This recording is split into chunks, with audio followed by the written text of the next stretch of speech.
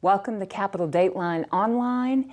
I'm with our guest, Executive Editor of the News Service of Florida, Jim Saunders.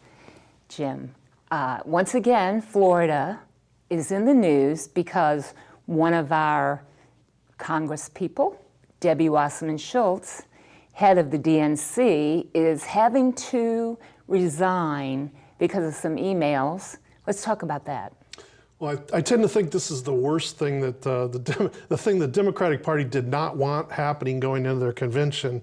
You know, there's been suspicions or charges for months and months by the Bernie Sanders campaign and his supporters that Debbie Wasserman Schultz had essentially put her fingers on the scale in the Democratic primaries in favor of Hillary Clinton. And this had been going on for months and months. And so Debbie Wasserman Schultz, who was a congresswoman from Broward County, had, you know, been taking a lot of fire over it. But then a few days before the convention, WikiLeaks puts out, releases thousands of emails that had been taken from the Democratic National Committee. And a lot of them seem to indicate that, yes, indeed, there was the DNC and Debbie Wasserman Schultz were, you know, trying to help Hillary Clinton, or at least sympathetic to Hillary Clinton.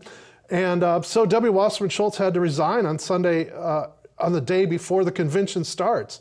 You know, the Democrats have been, and Hillary Clinton have been trying to put out this message and image that they're the competent candidates in this presidential race as opposed to Donald Trump. And, you know, the Republican convention last week was sort of chaotic. There were some moments in it. And the Democrats, I think, wanted to go into this convention looking united and that everything was together. But then these emails came out. Debbie Wasserman Schultz had to resign. And there's, from all signs, the Sanders supporters are not letting up, that they're going to, you know, continue protesting what they see as a rigged primary system. I think something that's really interesting is that the email thing and Hillary, it's you know, the email thing kind of won't let her go, and yet Donald Trump's tweets have done nothing but make him even more liked. Well, I hadn't thought about it that way, but yeah, I would think the emails have become the nightmare for the Democrats at this point.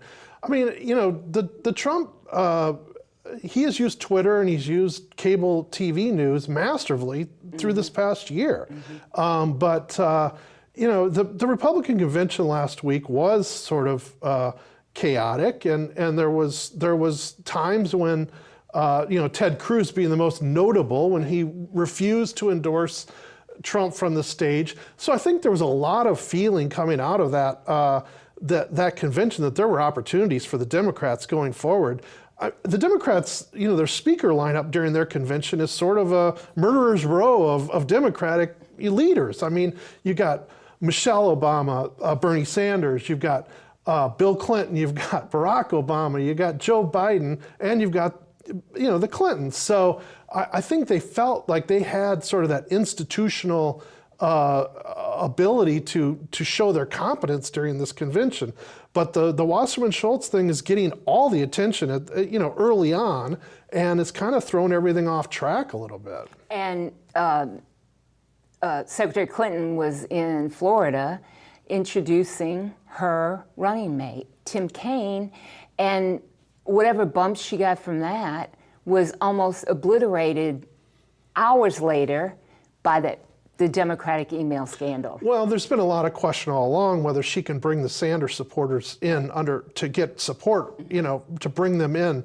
They've done a lot to try to get Bernie Sanders on board, but the supporters don't seem to be, at this point, you know, real sold on Hillary. So, but going back to your point, I mean, it's clear from the way that the Clinton campaign as well as the Trump campaign are handling things that Florida's going to be critical going forward in this election. We all know that it's an important swing state, but you know, the day after the Republican convention, Hillary Clinton comes to Florida. She goes to Orlando for an event related to the Pulse nightclub shooting.